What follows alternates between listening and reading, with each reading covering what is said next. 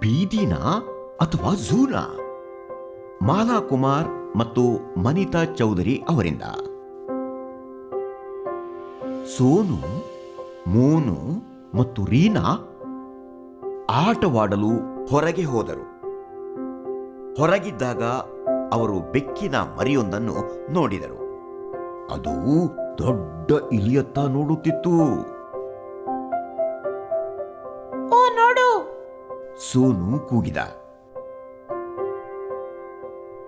ಒಂದು ಸಣ್ಣ ಇರುವೆ ದೊಡ್ಡ ಇಲಿಯ ಕಡೆಗೆ ಹೋಗುತ್ತಿರುವುದನ್ನು ರೀನಾ ನೋಡಿದಳು. ಇದ್ದಕ್ಕಿದ್ದಂತೆ ಒಂದು ದೊಡ್ಡ ನೆರಳು ಅವರೆಲ್ಲರ ಮೇಲೆ ಬಿತ್ತು. ಒಂದು ದೊಡ್ಡ ಹದ್ದು ಬೀದಿಯತ್ತ ಹಾರಿ ಬಂತು.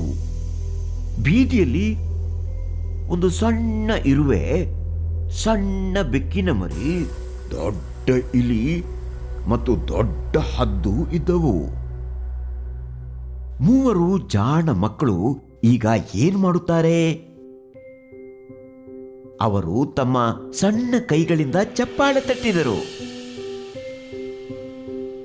ಹದ್ದು ತನ್ನ ದೊಡ್ಡ ರೆಕ್ಕೆಗಳನ್ನು ಹರಡುತ್ತಾ ಹಾರಿ ಹೋಯಿತು. ರೀನಾ ಇರುವೆಯು ಎಲೆಯ ಮೇಲೆ ಏರುವಂತೆ ಮಾಡಿದಳು. ನಂತರ ಅವಳು ಎಲೆಯನ್ನು ಗೋಡೆಯ ಮೇಲೆ ಇಟ್ಟಳು. ಇರುವೆ ಸಕ್ಕರೆಯ ಹರಳನ್ನು ನೋಡಿತು. ಅದು ಅದನ್ನು ಎತ್ತಿಕೊಂಡು ಮನೆಗೆ ಓಡಿತು. ಮುಂದೆ ದೊಡ್ಡ ಇಲಿ ಅರ್ಧ ತಿಂದ ತಿಂಡಿಯನ್ನು ತೆಗೆದುಕೊಂಡು ಚರಂಡಿಗೆ ಮರಳಿತು. ನಂತರ ಸಣ್ಣ ಬೆಕ್ಕಿನ ಮರಿ ಮಿಯಾವ್ ಎನ್ನುತ್ತಾ ತನ್ನ ಕೈಯನ್ನು ನೆಕ್ಕಲು ಪ್ರಾರಂಭಿಸಿತು. ಮೋನು ಅದಕ್ಕೆ ಒಂದು ಕಪ್ಪಿನಲ್ಲಿ ಸ್ವಲ್ಪ ಹಾಲು ತಂದಳು.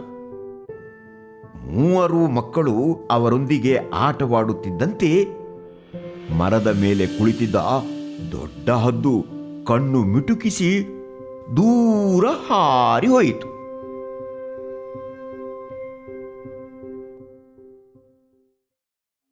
ಹಾಯ್, ಈ ವಿಡಿಯೋವನ್ನು ಲೈಕ್ ಮತ್ತು ಶೇರ್ ಮಾಡಲು ಮರೆಯದಿರಿ ಹಾಗೂ ದಯವಿಟ್ಟು ಕೆಳಗೆ ಕಮೆಂಟ್ ಮಾಡಿ.